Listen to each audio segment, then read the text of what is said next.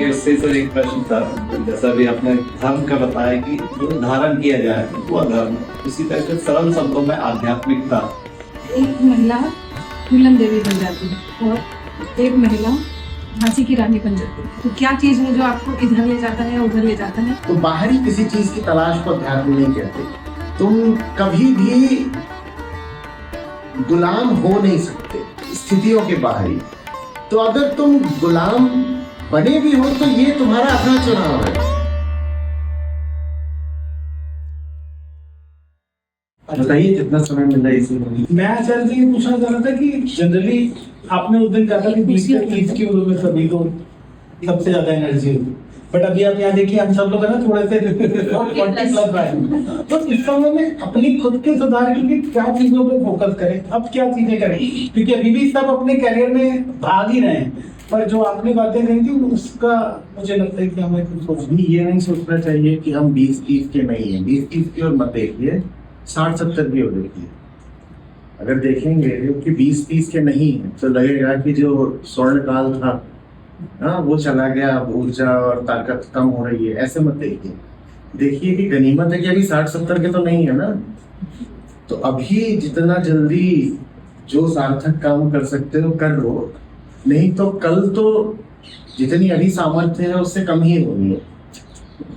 तो अब हम वैसे तो आशावाद वगैरह की बात करते हैं, लेकिन जो हमारे सबसे बड़े विद्वान हुए हैं, ज्ञानी ऋषि दार्शनिक, उन्होंने जब भी जीवन की बात करी है तो साथ में मृत्यु की बात जरूर करी है। कहते हैं कि जीवन को सार्थक बनाने के लिए ये याद रखना जरूरी होता है कि जीवन बीत रहा है, समय क्या चीज है। तो आगे 60-70 वाला समय आने वाला है, तो अभी जितना अधिक से अधिक इस्तेमाल कर सकते हो मौके का वो करो। ये बिल्कुल ठीक बात है कि जिसने 20 में ही शुरुआत कर ली, जो जितनी जल्दी जग गया उसके लिए उतना अच्छा है, वो और आगे जाएगा। लेकिन जब जागो तभी सवेरा। कोई 35, कोई 45, कोई 55 में भी अगर आँख खोल लेता है तो उसकी शुरुआत तो वहीं से होगी। तो आपको किस चीज ने इस दिशा में मोड़ा? ऐसी कौन सी बात थी जो IIT वगैरह इतनी बड़ी बड़ी डिग्रियां करने के बाद?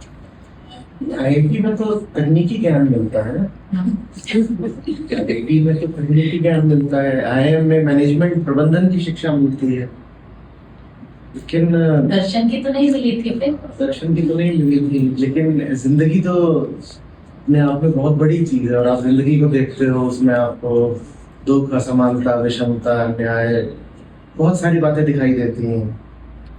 तो फिर आप कहते हो कि आपके पास जो तकनीकी ज्ञान है, प्रबंधन कौशल है, इसका आप सही दिशा में इस्तेमाल करोगे। तो अभी भी जो काम कर रहा हूँ उसमें सब कुछ लगता है जो मैंने अपनी शिक्षा में सीखा है, और उसका इस्तेमाल में बहुत ऊंचे उद्देश्य के लिए कर रहा हूँ। ये तो अच्छी बात है। IIT IIM इनको भी गर्व है कि इन्होंने मुझे जो शिक्षा दी तो उसका एक ऊंचा इस्तेमाल हो रहा है। अभी 26 तारीख को IIT दिल्ली अलुमनाई एसोसिएशन वो शायद एक अवार्ड भी मुझे देना चाहते हैं, outstanding contribution to national development. तो ये सब संसाधन होते हैं, जितनी तरीके की आपको शिक्षाएं मिले, ज्ञान कौशल जो भी है आपके पास, किसी के पास किसी तरह की कुशलता होती है, किसी के पास कुछ होता है, ये सब संसाधन है, रिसोर्सेज हैं। अब रिसोर्स अपने आप में तो कुछ नहीं करेगा ना। रिसोर्स ऐसा है जैसे गाड़ी अच्छी चीज है, पर मुझे ये भी तो पता हो कि मैं कौन हूँ, मेरी मंजिल क्या है, नहीं तो गाड़ी क्या करेगी। गाड़ी चलाकर कहाँ ले जाना है वो तो मुझे तय करना है ना। वैसे ही टेक्निकल एजुकेशन है, वो अपने आप में बस एक रिसोर्स है।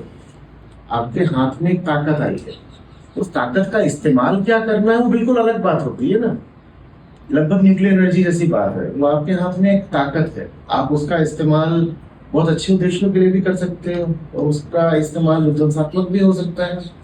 बम बना दिया, गिरा दिया, कुछ कर दिया। तो आपने मैथमेटिक्स पढ़ी हो, चाहे सोशियोलॉजी पढ़ी हो, साइकोलॉजी पढ़ी हो, इंजीनियरिंग पढ़ा हो, मैनेजमेंट पढ़ा हो, आप समाजशास्त्र से हो, साहित्य से हो, कहीं से हो, वो सब सिर्फ ज्ञान है। और ज्ञान हमारे हाथ की चीज होता है, कोई संसाधन नहीं। कोई जैसे गाड़ी, ज्ञान मुझे नहीं चला सकता, ये जो मेरे हाथ की चीज है ना, बाहरी ज्ञान, अविद्या बोलते हैं इसको, ये मुझे नहीं चला सकता। मुझे तय करना है कि मुझे मेरे ज्ञान का इस्तेमाल क्या करना है। अब जैसे ये एक सूचना है, मान लीजिए मुझे पता है वहां कोई बैठा है वो कमजोर है, ठीक है, ये मैंने जान लिया। अब इसका इस्तेमाल दो तरीके से हो सकता है। वो कमजोर है तो मैं उसको और दबा दूंगा या उसको लूट लूंगा, क्योंकि कमजोर को लूटना आसान है। और दूसरा इस्तेमाल बिल्कुल ये हो सकता है इसी सूचना का कि वो कमजोर है तो उसकी मदद करूंगा। एक ही सूचना है लेकिन उसके दो बिल्कुल विपरीत इस्तेमाल हो सकते हैं। तो ये तो आप तय करोगे ना कि आपके पास जो ज्ञान है उसका जिंदगी में करना क्या है। इसी तरीके से उम्र भी एक संसाधन है। अभी आप बात कर रहे थे कि युवावस्था स्वर्णकाल, तो उम्र भी एक संसाधन है, शारीरिक ऊर्जा भी एक संसाधन है, IQ भी एक संसाधन है, पैसा भी एक संसाधन है, सत्ता बल ये भी एक संसाधन है। ये सब संसाधन है, सिर्फ संसाधन है। इनका इस्तेमाल करने की तो हमको फिर क्या बोलूं, एक अविद्या होनी चाहिए, ये तमीज होनी चाहिए। मुझे पता होना चाहिए जो भी मिला उसे करूं क्या। सबसे बड़ा संसाधन तो समय स्वयं है। समय से बड़ा संसाधन क्या होगा। तो एक एक मिनट का क्या इस्तेमाल करना है तो मुझे ही तय करना होगा। IIT या IIM अपने आप में नहीं तय कर देते कि आपको क्या करना है। आपको तय करना होगा कि उस शिक्षा का आप जीवन में उपयोग क्या करना है। मैं संस्था चला रहा हूँ, अच्छी खासी बड़ी संस्था हो गई है और लाखों बल्कि करोड़ों लोगों को प्रभावित कर रही है। इसमें भी तो मैनेजमेंट लगता है ना। मैनेजमेंट एजुकेशन थी, वो एक संसाधन थी जिसका ये इस्तेमाल हो रहा है। मुझे लगता है अच्छा इस्तेमाल हो रहा है। आपको क्या लगता है? सर मैं बताऊं, आचार्य प्रशांत करेक्ट, मुझे लगा कि वो लंबे कुत्ते वाले ऐसे और गले में माला होगी। मुझे that was my impression when I heard of you. I mean ये कैसा आपसे कल बात हुई और आप तो बिल्कुल हमसे भी स्मार्ट और हैंडसम है। सर इसके पीछे भी कुछ कहानी है सर, बताएंगे वैसे बताइए सर। आपसे तो कहानी भी छोटे से अलग से भेंट करना चाहेंगे। Would like to listen to you at leisure. नहीं सर, एक बार अगर हो सकता है तो why can't we invite him in Dragon Shilpi.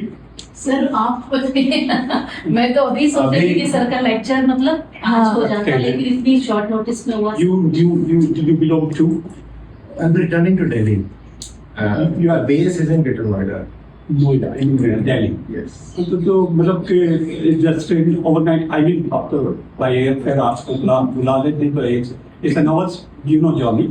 Will call you once, decide कर लेते हैं और 2-3 घंटे आराम से बैठ के सुनते हैं। That would be a good interaction kind of thing. हमारे सर यहाँ मध्य प्रदेश एक ऐसा राज्य है जहाँ आनंद विभाग है, तो उनको सर को बुलाना चाहिए, क्योंकि मैं इस सिस्टम की बात कर रही हूँ। तो यदि वो आनंद विभाग वो पूरे हैप्पीनेस के लिए काम ये उन्होंने क्या कहा, यू हैव द रिसोर्सेज, इसको कैसे उपयोग करना है वो हमें, तो दैट इज आवर इंटरनल मामला है। वो हम कर लेंगे। उससे उनका उससे कोई हम ये बताना चाहते हैं कि मध्य प्रदेश एकमात्र राज्य है जहाँ आनंद विभाग है और लोग भी आनंदी आनंदी करते हैं। तो इसके लिए फिर सर के मार्गदर्शन में भी आनंद होगा, बिल्कुल तो बहुत अच्छा हो जाएगा। नहीं, सर के जो लेक्चर्स होते हैं वो बहुत ही इजी, आपके बिल्कुल सिंपल सहज सरल। जब आपके इसमें छोटे बच्चे भी आते हैं अपनी इश्यूज बताते हैं, तो आप उनको बताते हैं कि आपका जो कर्म करना है वो आपको तो करना ही है, जो साधना है या अध्यात्म है वो एक अलग चीज है। जैसे अभी आपने IITians की बात करी थी, तो ये 2 दिन पहले रिसेंट था, एक लड़की IIT की टॉपर है, उसके पास में बहुत सारी अवार्ड्स उसको मिले हुए हैं, पर इन प्रैक्टिकल लाइफ वो बोली कि मैं फेल फील करती हूँ। मतलब डिग्री के हिसाब से, परसेंटाइल के हिसाब से वो टॉपर है, लेकिन बोले कि मेरा कहीं भी सिलेक्शन नहीं हो पा रहा, क्योंकि वो जो उसकी एक्सपेक्टेशन है या जो उसका है वो धरातल पे नहीं होने की वजह से कि वो कैसे उसको जो है मैनेज कर पाएगी, क्या कर पाएगी। तो वो वाली चीज़ है। तो जब भी आप बोल रहे थे तो मैंने उस न्यूज़ से उसको कोरिलेट किया कि उसने बोला कि मुझे अपने ऊपर काम करने की ज़रूरत है। उस लड़की ने बोला सर कि मुझे अपने ऊपर काम करने की ज़रूरत है, अपने में सुधार करने की ज़रूरत है, डिग्री परसेंटेज मेरी लाइफ को डिसाइड नहीं करती। सर प्रधान के बारे में सर आशा इस पे सर ने वैसे बताया, सर एक बार आप बताएं। सर, एक बार आप सुना तो है परिधान का परिधान, और सर ने जो हमने जो क्वेश्चन किया था उसमें परिधान बोला कि भाई ये हाँ। मैनेजिंग का आवरण, तो बस यही उत्तर है, ये तो आवरण है। देखिए बहुत जरूरी है इस भ्रम को हटाना कि इसका संबंध सत्य से होता है। मेरे लिए भी बहुत आसान था, क्योंकि मुझे कठिनाई आती है। जैसा आपने कहा ना, आचार्य शब्द के साथ कोई नहीं सोचता कि ये चलेगा, तो मुझे भी कई बार उसकी वजह से कठिनाई नहीं भी आती, तो लोगों को एक बार थोड़ा विस्मय सा तो हो जाता है, कईयों को सदमा भी लग जाता है विस्मय से आगे। तो लेकिन ये बताना बहुत जरूरी है कि सत्य कालातीत होता है, परिधान कालातीत नहीं होता। सत्य ऐसी चीज होती है जो कभी नहीं बदल सकती, या इट्स इटर्नल, वो है जो टाइमलेस है। इसको तो हर काल हर युग के हिसाब से बदलना होगा ना।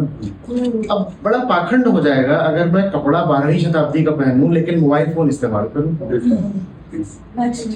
तो सबको प्रभावित करने के लिए मैंने वस्त्र परिधान ये सब तो मैंने 12वीं शताब्दी के रख लिए, लेकिन मैं चल रहा हूँ गाड़ी पर और फ्लाई कर रहा हूँ जहाज में, मोबाइल भी इस्तेमाल कर रहा हूँ, और जितनी भी आधुनिक स्वास्थ्य सुविधाएं होती हैं वो भी इस्तेमाल कर रहा हूँ, है ना। हॉस्पिटल जा रहा हूँ, मेडिकल फैसिलिटीज यूज कर रहा हूँ, वो सब मॉडर्न है, आज की है।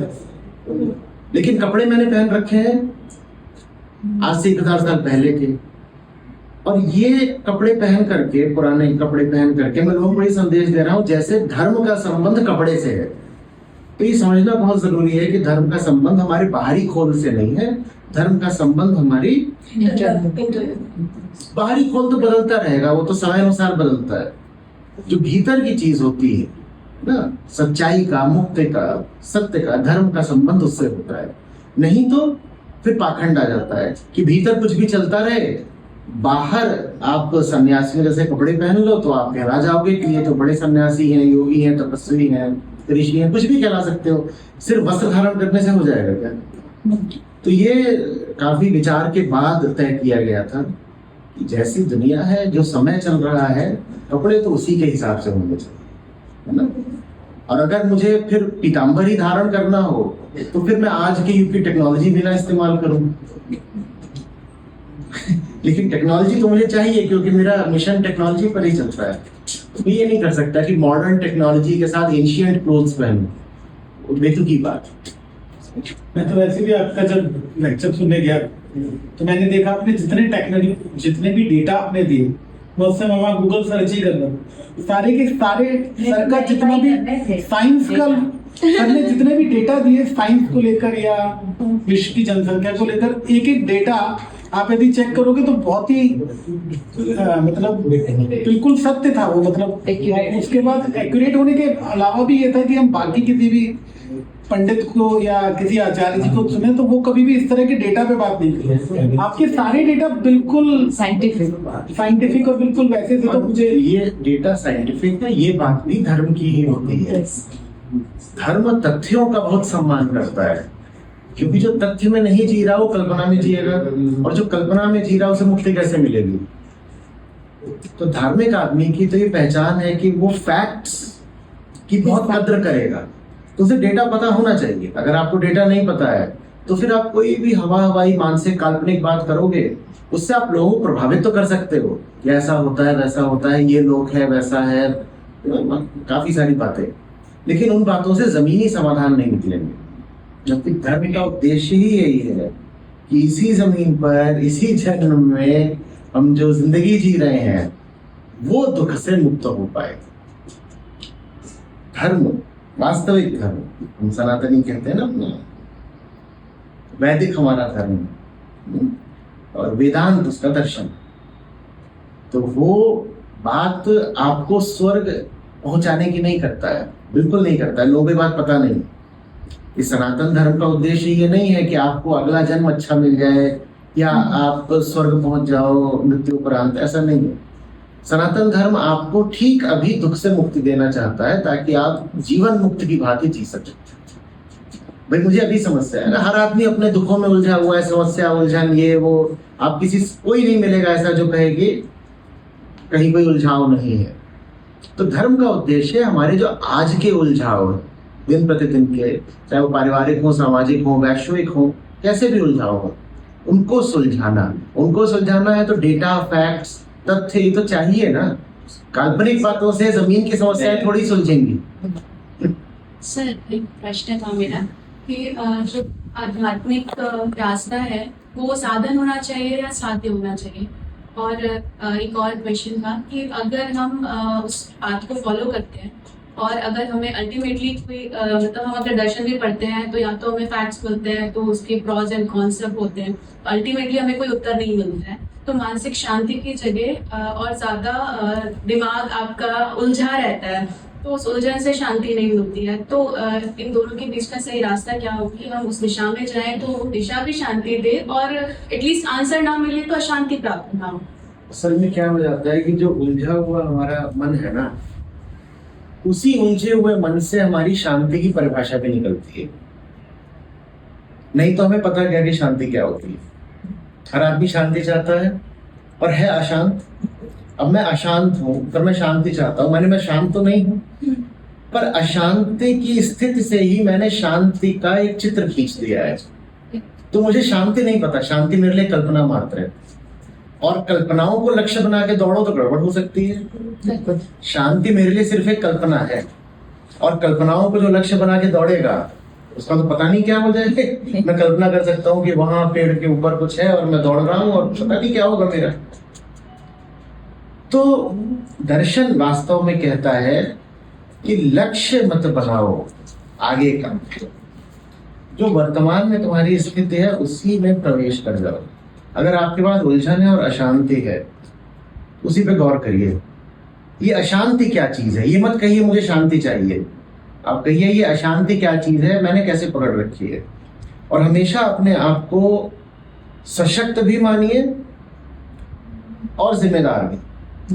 जिम्मेदार इस अर्थ में कि अगर मैं अशांत हूं तो मेरी जिम्मेदारी है, मैं नहीं कुछ कर रहा। और सशक्त इस अर्थ में कि अगर मैं अशांत हो सकती हूँ, अगर मैं अशांति पकड़ सकती हूँ, तो मुझ में इतनी शक्ति है कि मैं अशांति को छोड़ नहीं सकती। कॉज पता होना चाहिए। मैं बस वो पता चल गया, काम हो जाता है। मैं जिम्मेदार भी हूँ अपनी स्थिति की, और मैं जिम्मेदार बनूंगी इस स्थिति से मुक्ति की भी। तो मैं जिम्मेदार भी हूँ और सशक्त भी हूँ। लेकिन बहुत अच्छा लगता है कि जब दुख में हो तो सुख की कल्पना कर लो, ऐसा लगता है दुख थोड़ी देर को दब गया। जब अशांत हो तो शांति की कल्पना कर लो, उलझन में हो सुलझाव की कल्पना कर लो। सपने कितने आते हैं, जो आपकी स्थिति होती है अक्सर उससे विपरीत सपने आते हैं। वो इसीलिए आते हैं, उसे थोड़ी देर की सांत्वना राहत ऐसे मिल जाता है, कोई लाभ नहीं। लेकिन उससे लाभ तब होता है जब आप बिल्कुल कड़ाई के साथ जो हालत चल रही है उसका सामना करें, उससे रूबरू हो जाए। कि मुझे भागना नहीं है अपनी हालत से, मुझे ये नहीं कहना है कि क्योंकि आप भागोगे तो अशांत हो ना, अशांत बने बने शांति की ओर भागोगे। मैं तो अशांत हूँ और मैं भाग रहा हूँ शांति की ओर, तो कौन भाग रहा है? मैं तो अशांति रह गया ना, और शांति मेरी काल्पनिक है, मैं अशांति रह गया। तो जो मेरी हालत है मैं उसी हालत को समझती हूँ। ये अशांति क्या चीज है, कहाँ से आ गई? पैदा हुई थी तब भी अशांति क्या? 10 साल पहले भी यही सब हालत थी क्या? तो कहां पर मैंने किसी भ्रम को पकड़ा है? और स्थितियों को दोष नहीं देना है। स्थितियां बाहर की होती हैं, अशांति भीतर की होती है। मतलब मैं सर समझी कि आप कहिए यदि ये मेरा सोच है कि यदि समस्या है तो उसका समाधान है, तो उसके लिए हमें प्रयास करना है। और यदि उस समस्या का समाधान नहीं है तो यदि हम भगवान या धर्म और इन सब चीज़ों को मानते हैं तो कुछ चीज़ें एक अल्टीमेट गॉड पर भी, उस पर भी छोड़ना चाहिए ताकि हमें कुछ रास्ता मिल सके। क्योंकि हमें प्रयास करना ही है ना उससे निकलने के लिए। यदि मैं खुश हूँ तो मैं सबको खुशी दे सकती हूँ, यदि मैं अशांत हूँ तो फिर सामने में भी, चाहे मेरा खाना होगा चाहे कुछ भी होगा, सब अशांति से ही बना होगा ये सब चीज़ें।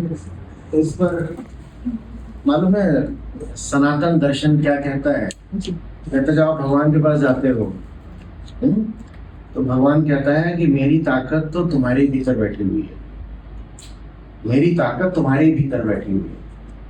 मैं तुम्हारी मदद सिर्फ और सिर्फ तुम्हारे ही माध्यम से कर सकता हूँ। समझ रहे?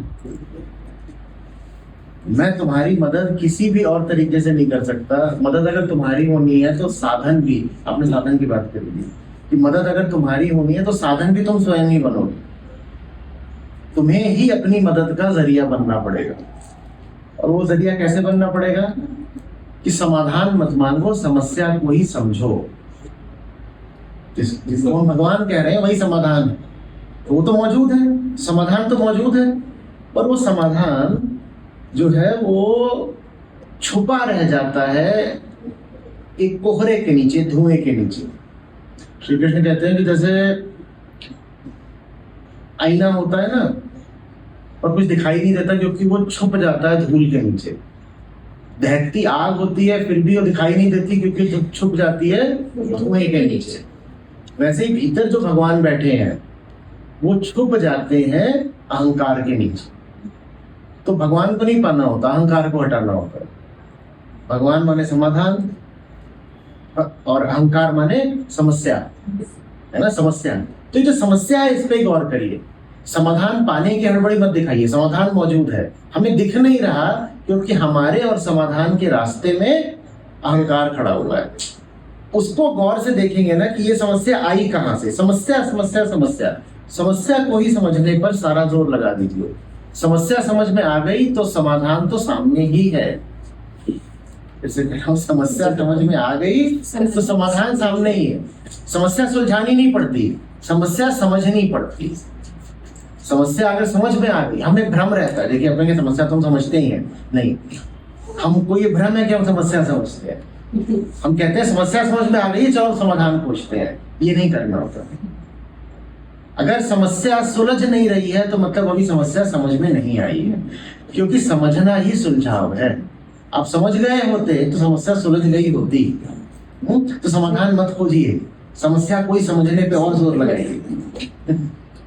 उससे सर एक प्रश्न था, जैसा भी आपने धर्म का बताया कि जो धारण किया जाए वो अधर्म है, इसी तरह से सरल शब्दों में आध्यात्मिकता किस तरीके से आप उसमें अधि आता है, अधि माने और ज्यादा, और आत्मा आता है, वही अध्यात्म बन गया।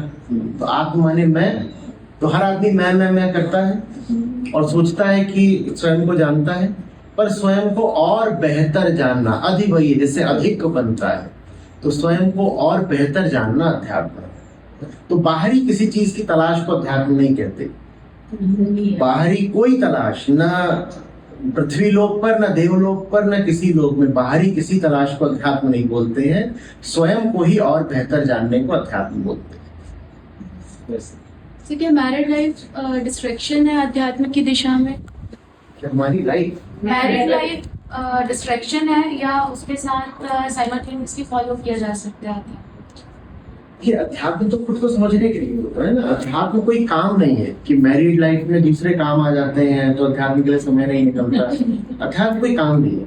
आप जो भी काम कर रहे हैं, आप गृहस्थ के हैं तो आप गृहस्थी के काम कर रहे हैं, आपके परिवार है, मान लीजिए बच्चे, आप देख रहे हैं, आप जो भी काम कर रहे हैं आप ही कर रहे हैं ना। मैं करती हूँ। तो अध्यात्म हमने क्या कहा, क्या है? स्वयं को भी और गहराई से जानना अध्यात्म। तो मैं जो कुछ भी कर रही हूँ उसको जानना, समझदारी से करना ही अध्यात्म है। और जब आप जानते हो, गौर करते हो, मैं, मेरे काम में क्या संबंध है, मैं, मेरे नजदीक जो लोग हैं उनमें क्या संबंध है, मैं उसको समझना चाहती हूँ, तो जो कर्म है वो अपने आप बदल जाता है।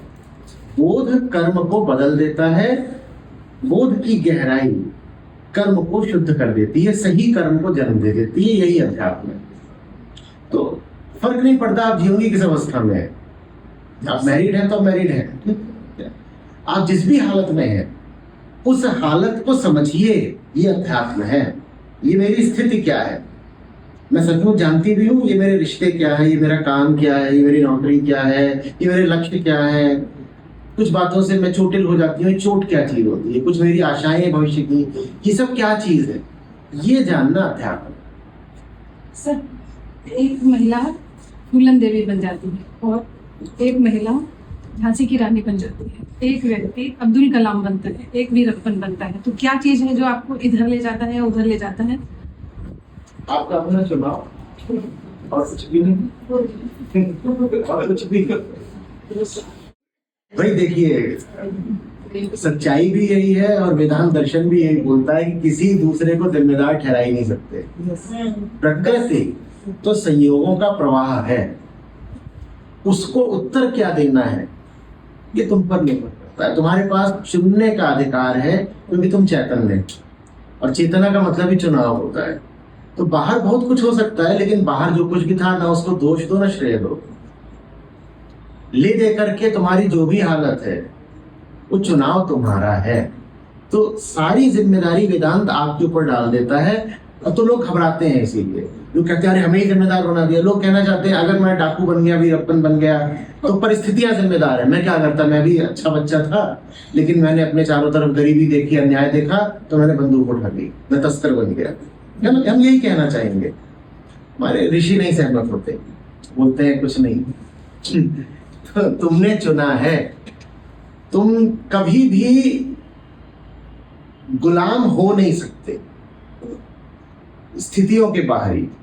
तो अगर तुम गुलाम बने भी हो तो ये तुम्हारा अपना चुनाव है। स्थितियां आकर तुम्हें गुलाम नहीं बना सकती। अगर तुम गुलाम भी हो तो वो गुलामी भी तुम्हारा चुनाव है, स्थितियों ने तुम्हारे ऊपर नहीं थोप दी है, तुमने चुना है इसलिए तुम्हें मिली। जी, सबकी चीजों के बीच में मैं ये पूछ रहा हूँ कि उसके लिए सुधार के लिए, आपने सुधार के लिए क्या चीजें चालू करे जिससे हम लोग वही जो दिशा था ना, सुधारा उसी चीज को जाता है ना जो गड़बड़ होती है। तो पहले ये तो पता करें गड़बड़ है कहाँ। हमें नहीं पता क्या गड़बड़ है, हमें नहीं पता। ये पंखा चलना बंद हो जाए, हमें इसे सुधारना है, कैसे सुधारें? पहले ये पता करेंगे उसमें अगर मैं जानता ही नहीं पंखा क्या चीज होती है तो मैं सुधार सकता हूँ क्या? पंखे को सुधारने के लिए पहले मुझे इसकी प्रक्रियाएं पता करनी पड़ेंगी। ये क्या चीज है, कैसे काम करती है, इलेक्ट्रोमैग्नेटिज्म क्या होता है, इसके पावर केबल्स कैसे चल रहे हैं, स्विच कहाँ के। मुझे हो सकता है कि सीधे सीधे कहाँ तक, पावर प्लांट तक जाना पड़े, क्योंकि हो सकता है कि ये रुका है तो कारण यहाँ ना हो उधर हो। तो जिस चीज को सुधारना है पहले उसको समझना पड़ेगा, और समझने से सुधार स्वतः हो जाता है। इसमें तो ये कि समझ गए फिर कुछ और करना पड़ता है सुधारने को। भीतर की दुनिया और आसान है, वहां अगर समझ गए तो सुधार हो जाता है। एक बस लास्ट नहीं, आपका मतलब पूरा, मैं भी ये चीज को मान रही हूँ कि खुद को समझना है, लेकिन हम कई बार खुद को समझने में भी बहुत सारी चीज, मतलब मैं हूँ, अगर मेरा मन अभी सपोज बहुत खुश है तो मैं शायद सब कुछ अच्छा सोचूंगी। तो खुद को समझना भी तो सबसे बड़ा टिपिकल क्वेश्चन यही, खुद को समझेंगे कैसे? कितना सुंदर सवाल है, अच्छा क्या पूछ दिया। अधूरा छोड़ के जाना पड़ता। खुद को जानने का एक ही तरीका है, खुद की गतिविधि को देखना। नहीं तो अपने बारे में भी हम कल्पना कर लेंगे, मुझसे ज्यादा वीर बहादुर दूसरा नहीं है, ये मेरी कल्पना है। और भी यहाँ से चूहा कूद पड़ा और मैं चिल्ला के भागा। तो खुद को जानना है तो अपने कर्मों को, विचारों को, भावनाओं को, संबंधों को देखो। बस यही तरीका है, यही तरीका। और खुद से झूठ मत बोलो कि फिर बोलो नहीं वो मैं चूहे के कारण भागा नहीं था, वो तो मैं चूहे की जान बचाना चाहता था इसलिए बाहर निकल गया। हर आदमी अपने बारे में कल्पना करने के लिए तो स्वतंत्र है ही। मुझसे सुंदर कोई नहीं, मुझसे बहादुर कोई नहीं, मुझसे बड़ा दानवीर कोई नहीं, हम कर सकते हैं कल्पना। लेकिन आप सचमुच कैसे हैं वो तो आपकी जिंदगी से ही पता चलता है कि देखो दिन भर कर क्या रहे हो। कोई बोले मुझे साहित्य से बड़ा प्रेम है, तो भाई बताओ मत, मुझे ये बताओ पिछले हफ्ते में कितने घंटे पढ़ाई करी साहित्य की। कोई बोले कि मुझे शहरी जिंदगी अच्छी नहीं लगती, मैं तो वनों में प्रकृति के बीच रमण करना चाहती हूँ, तो ये बता दो कि पिछले 2 साल में कितने दिन प्रकृति में थे और कितने दिन शहर में थे। तो ये होता है स्वयं को जानना। आपके आंसर से तो लग रहा है कि सभी भ्रम में हैं। जो चीज हम करना चाहते हैं वो नहीं कर पाते ना। जैसे मुझे चीज पसंद है लेकिन वो मैं नहीं कर पाती, तो मैं खुद को धोखा नहीं देना। मैं जो हूँ बिल्कुल अपनी इंद्रियों पर संयम रखता हूँ, और खाने पीने में तो एकदम मुझे कोई रुचि नहीं है। जलेबी कहाँ है? समोसा कहाँ है? तो मैं अपने आप को क्या मानूं, जो मैं कल्पना करता हूँ अपने बारे में या जो यथार्थ है? तो यही तरीका है स्वयं को जानने का, बस इतना साधारण सा। सबका स्वागत है, आप लोगों का रहिए। तो पुस्तक में सत्र होते हैं। Okay, thank you, sir. Good day, sir.